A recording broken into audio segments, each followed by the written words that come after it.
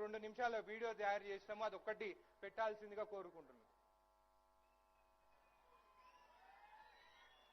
పాలమూరు రంగారెడ్డి ఎత్తిపోతల పథకంలో భాగంగా నిర్మిస్తున్న ఉదండపూర్ జలాశయ నిర్మాణ పనులకు తాత్కాలికంగా బ్రేక్ పడింది. 3 నెలల్లో ఇస్తామన్న పరిహారం 9 నెలలు గడిచినా ఇవ్వకపోగా అధికారులు చేపట్టిన సర్వే తప్పుల తడకగా మారడంతో నిర్వాసితులు ఆగ్రహం వ్యక్తం చేశారు. ఉదండపూర్ రిజర్వాయర్ పనులు అడ్డగింత, పరిహారం కోసం బల్లూరు గ్రామస్తులు ఆందోళన. భూములు సర్వే చేసి 3 ఏళ్లవుతున్నా నష్టపరిహారం, ఇండ్ల స్థలాలు చూపించడం లేదంటూ రాస్తారోకో చేశారు.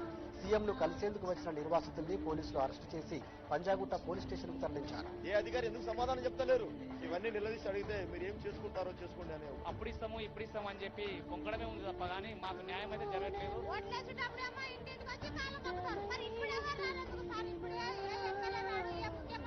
మేము ఎట్లాగానే అయితే కానీ పిల్లల జలాలు చచ్చిపోతాం సార్, నిన్నేం చేయరు జనం.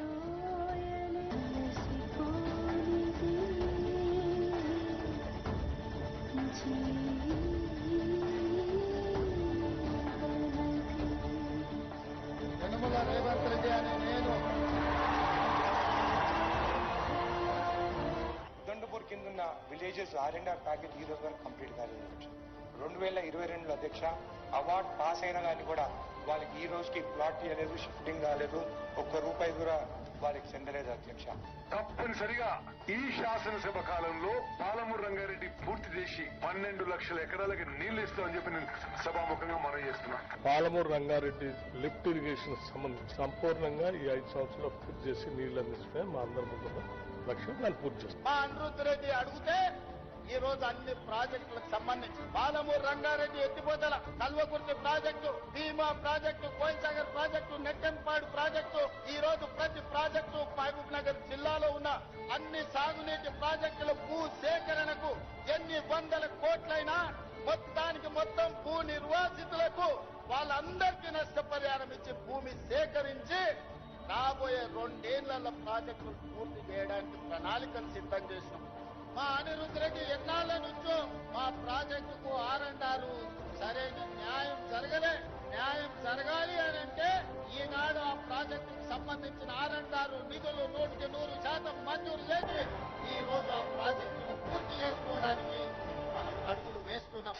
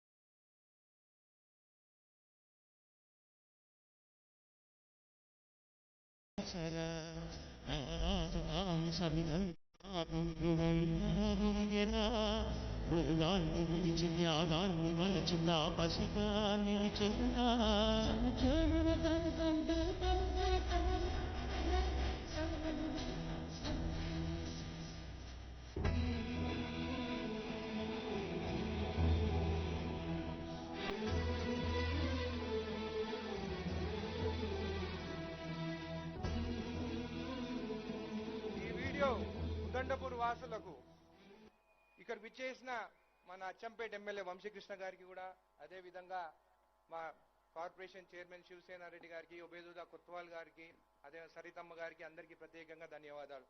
ఈ వీడియో మీకు ఎందుకు చూపించానంటే ఆనాడు ఉదండపూర్ రిజర్వాయర్ కోసం ఆ పాత మాజీ ముఖ్యమంత్రి వర్యులు అక్కడ వచ్చి కుర్చీ వేసుకొని చేస్తా అని చెప్పి అసలు భూ నిర్వాసుల గురించి మర్చిపోయి ఓన్లీ కాంట్రాక్టర్ల గురించి ఆలోచించారు. మన ముఖ్యమంత్రి రేవంత్ రెడ్డి గారు, నేను ఇప్పటివరకు ఎక్కడ ఏ ముఖ్యమంత్రిని చూడలేదు, నిన్నటి నుండి ఈ రోజు వరకు పాలమూరులో ఉండి పాలమూరు అన్ని ప్రాజెక్టులకి వెళ్ళి ప్రాజెక్టులు కంప్లీట్ చేయాలని చెప్పి వెళ్ళడం జరిగింది.